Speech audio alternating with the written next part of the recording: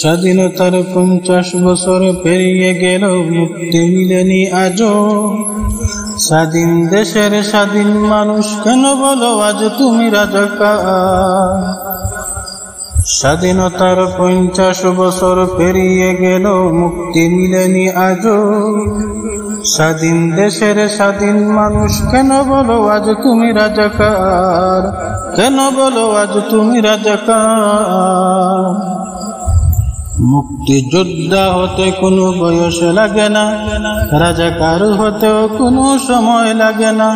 দুধের বাচ্চাটাও এ যুগে এসে হয়ে গেল রাজাকার।